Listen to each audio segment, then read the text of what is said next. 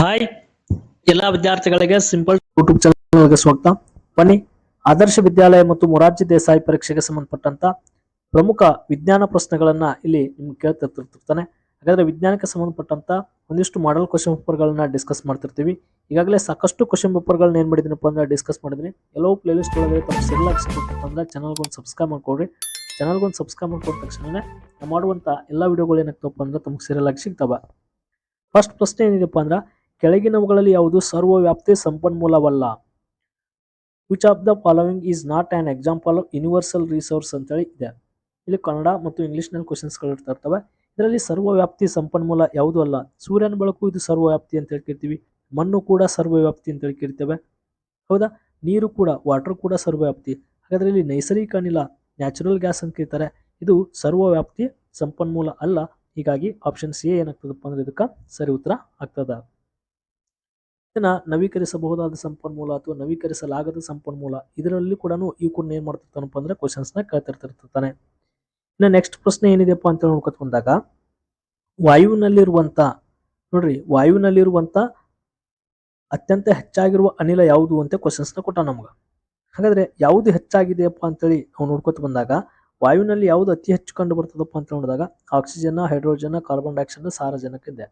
ಹೆಚ್ಚಾಗಿರುವ ಅನಿಲ ಅಂದಾಗ ನೈಟ್ರೋಜನ್ ಅಂತ ಕರಿತೀವಿ, ಸಾರಜನಕ. ಸರ್ ಎಷ್ಟು ಪರ್ಸೆಂಟೇಜ್ ಇದೆಯಪ್ಪ ಅಂತ ಕೇಳಿದಾಗ ಇದರಲ್ಲಿ 78% ಏನಾಗ್ತದೆ, 78% ಏನಾಗ್ತದಪ್ಪ ಅಂದ್ರೆ ನಮಗೆ ಕಂಡು ಬರ್ತದೆ.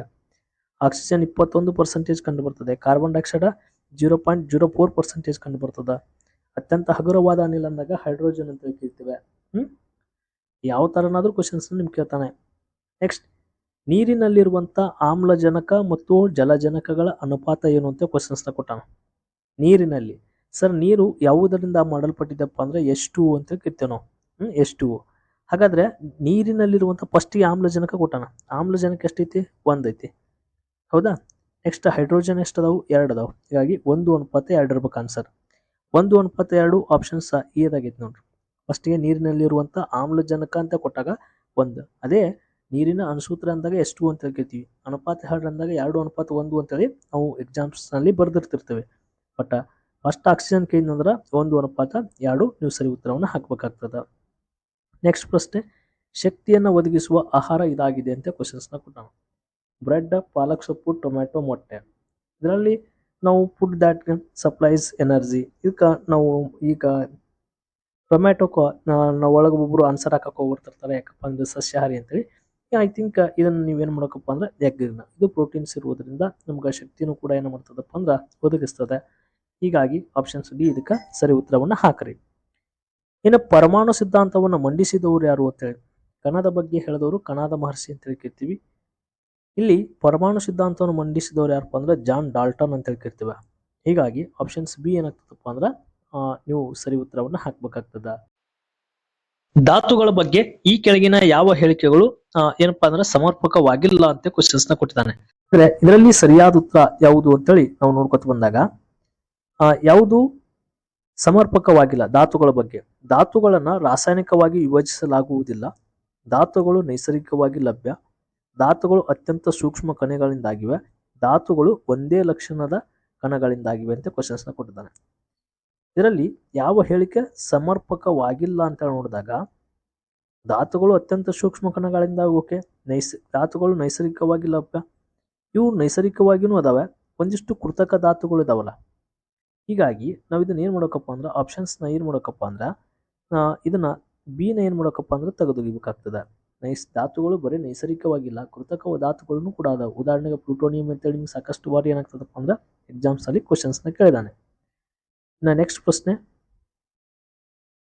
ಕೆಲಸ ಮಾಡಲು ಡ್ಯಾಶ್ ಅವಶ್ಯಕ ಅಂತ ಕ್ವಶನ್ಸ್ ನ ಕೊಟ್ಟಿದ್ದಾನೆ. ಇಲ್ಲಿ ಕೆಲಸ ಮಾಡಲು ನಮಗ ಏನ್ ಬೇಕಪ್ಪ ಅಂದ್ರೆ ಎನರ್ಜಿ ಬೇಕು, ಶಕ್ತಿ ಬೇಕು. ಹೀಗಾಗಿ ಆಪ್ಷನ್ ಸಿ ಏನಾಗ್ತದಪ್ಪ ಅಂದ್ರೆ ಇದಕ್ಕೆ ಸರಿ ಉತ್ತರ ಆಗ್ತದ. ಇನ್ನು ಸೂರ್ಯನ ಪರಿವಾರಕ್ಕೆ ಏನೆಂದು ಹೆಸರು ಅಂತ ಕ್ವಶನ್ಸ್ ನ ಕೊಟ್ಟಿರ್ತಾನೆ. ಬಹಳ ಸಿಂಪಲ್ ಆಗಿ ಆನ್ಸರ್ ಹಾಕ್ಬೇಕು. ಸೂರ್ಯನ ಪರಿವಾರಕ್ಕೆ ನಾವು ಸೌರವ್ಯೂಹ ಅಥವಾ ಸೋಲಾರ್ ಸಿಸ್ಟಮ್ ಅಂತ ಹೇಳ್ತೇವೆ. ಅದೇ ಸೌರವ್ಯೂಹ ಯಾವ ಗ್ಯಾಲಾಕ್ಸಿ ಒಳಗಡೆ ಬರ್ತದಪ್ಪ ಅಂದ್ರೆ ಮಿಲ್ಕಿ ವೇ ಅಂತ ಕೇಳ್ತೀವಿ ನೋಡ್ರಿ. ಇಲ್ಲಿ ಹಾಲು ಹಾದಿ ಅಂತ ಕೊಟ್ಟಿದ್ದಾನೆ. ನಮ್ಮ ಗ್ಯಾಲಾಕ್ಸಿ ಯಾವ್ದಂದಾಗ ಹಾಲು ಹಾದಿ, ಮಿಲ್ಕಿ ವೇ ಅಂತ ಕರಿಬೇಕು.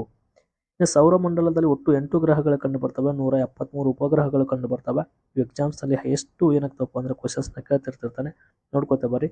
ಗ್ರಹಗಳ ಬೆಲೆ ಇನ್ನು ಸೌರವ್ಯೂಹದ ಕೇಂದ್ರ ಕಾಯ ಯಾವುದು ಅಂತ ಕ್ವಶನ್ಸ್ ಕೊಟ್ಟಿದ್ದಾನೆ. ಸೌರಮಂಡಲದಲ್ಲಿ ಅತ್ಯಂತ ಕೇಂದ್ರದಲ್ಲಿ ಇರೋರು ಯಾರಪ್ಪ ಅಂದ್ರೆ ಸೂರ್ಯ. ಈ ಸೂರ್ಯನೇ ಕೇಂದ್ರದಲ್ಲಿ ಇರ್ತಾನೆ.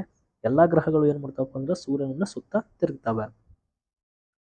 ನಮ್ಮ ಭೂಮಿನೂ ಕೂಡ ಸೂರ್ಯನನ್ನು ಏನ್ ಮಾಡ್ತದಪ್ಪ ಅಂದ್ರೆ ಸುತ್ತದೆ. ಸುಮಾರು 365 ಪ್ಲಸ್ 6 ಗಂಟೆ ಏನಾಗ್ತದಪ್ಪ ಅಂದ್ರೆ ಸಮಯನ ಕೂಡ ತೆಗೆದುಕೊಳ್ತದೆ. ನಾವು ಜೀವಿಸುವ ಗ್ರಹ ಯಾವುದು ಅಂತ ಕ್ವಶನ್ಸ್ ಕೊಟ್ಟಾನೆ. ಜೀವಿಸುವ ಗ್ರಹ, ಜೀವಂತ ಗ್ರಹ ಅಂತ ಏನಾದ್ರೂ ಇದ್ರೆ ಅದು ಭೂಮಿ ಮಾತ್ರ. ಹೀಗಾಗಿ ಆಪ್ಷನ್ ಸಿ ಏನಾಗ್ತದಪ್ಪ ಅಂದ್ರೆ ಸರಿ ಉತ್ತರ ಆಗ್ತದ. ನೆಕ್ಸ್ಟ್ ಪ್ರಶ್ನೆ, ಭೂಮಿಯು ಡ್ಯಾಶ್ ಆಕಾರದಲ್ಲಿದೆ ಅಂತ ಕ್ವಶನ್ಸ್ ಕೊಟ್ಟಿದ್ದಾನೆ. ಭೂಮಿಯ ಆಕಾರ ನಿಮ್ಗೆ ಪಾಠದಲ್ಲಿನೇ ಸಾಕಷ್ಟು ಬಾರಿ ಕೊಟ್ಟಿರ್ತಿರ್ತಾರೆ. ಜಿಯಾಡ ಆಕಾರ, ಕನ್ನಡದಲ್ಲಿ ಅದನ್ನ ಭೂಮಿ ಆಕಾರ ಅಂತ ಕೂಡ ನಾವು ಕರಿತೇವೆ. ಹೀಗಾಗಿ ಆಪ್ಷನ್ಸ್ ಬಿ ಇದಕ್ಕೆ ಸರಿ ಉತ್ತರ ಆಗ್ತದ. ಮಲೇರಿಯಾ ರೋಗ ಡ್ಯಾಶ್ ನಿಂದ ಹರಡುತ್ತದೆ ಅಂತ ಕ್ವಶನ್ಸ್ ಕೊಟ್ಟಿದ್ದಾನೆ. ಮಲೇರಿಯಾ ರೋಗ ಹರಡಲು ಒಂದು ಸೊಳ್ಳೆ ಕಾರಣ, ಅದು ಹೆಣ್ಣು ಅನಾಫಿಲಸ್ ಸೊಳ್ಳೆ ಅಂತ ಕರಿತೇವೆ. ಹೀಗಾಗಿ ಆಪ್ಷನ್ ಸಿ ಏನಾಗ್ತದಪ್ಪ ಅಂದ್ರೆ ಸರಿ ಉತ್ತರ. ಇದು ಪ್ರೋಟೋಜೋವಾ ಅಂತೇಳಿ ಒಂದು ವೈರಸ್ ನಿಂತ ಕೂಡ ನಮ್ಗೆ ಹರಡುತ್ತದೆ ಸೊಳ್ಳೆ.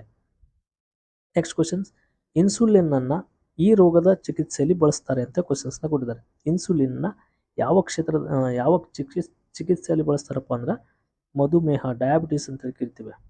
ಹೀಗಾಗಿ ಆಪ್ಷನ್ಸ್ ಬಿ ಏನಾಗ್ತದಪ್ಪ ಅಂದ್ರೆ ಇದಕ್ಕೆ ಸರಿ ಉತ್ತರ ಆಗ್ತದೆ.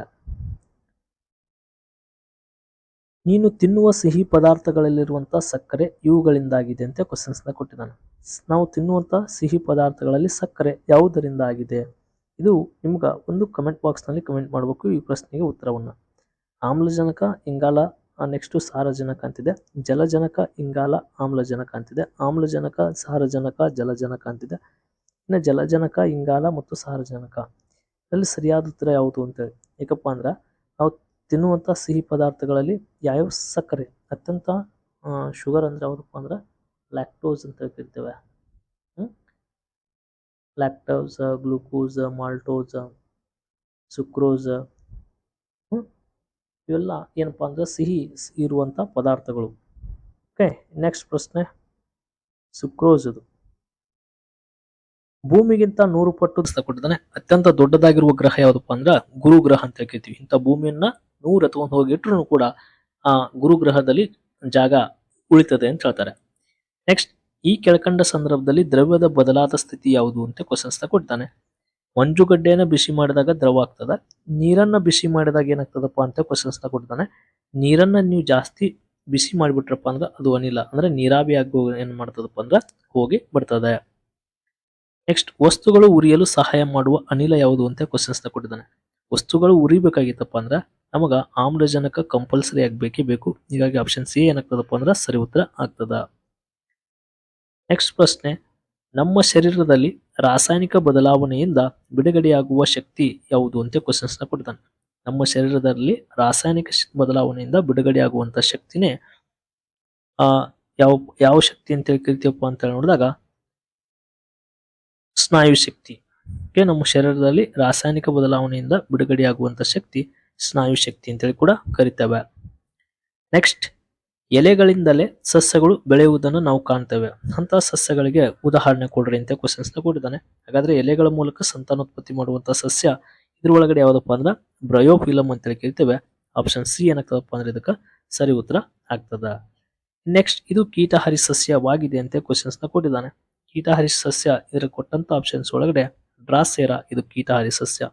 ಡ್ರಾಸೇರಾ, ಹೂಚಿ ಗಿಡ, ಕೊಬ್ರಾ ಲಿಲ್ಲಿ, ವಿಟ್ರಿಕ್ಯುಲೇರಿಯಾ, ನೆಪೆಂಥಿಸ್ ಇವೆಲ್ಲ ಕೀಟಹಾರಿ ಸಸ್ಯಗಳು. ಈ ತರಹ ವಿಜ್ಞಾನ ಪ್ರಶ್ನೆಗಳಿಗಾಗಿ, ಸಮಾಜ ವಿಜ್ಞಾನ, ಕನ್ನಡ, ಇಂಗ್ಲಿಷು ಎಲ್ಲವೂ ಪ್ರಶ್ನೆಗಳಿಗಾಗಿ ಚಾನಲ್ ಏನ್ ಮಾಡ್ರಪ್ಪ ಅಂದ್ರೆ ಸಬ್ಸ್ಕ್ರೈಬ್ ಮಾಡ್ಕೊಡ್ರಿ. ಎಲ್ಲಾ ವಿಡಿಯೋಗಳು ಏನಾಗ್ತವಪ್ಪ ಅಂದ್ರೆ ತಮಗೆ ಸೀರಿಯಲ್ ಆಗಿ ಸಿಗ್ತವೆ. ಧನ್ಯವಾದಗಳು.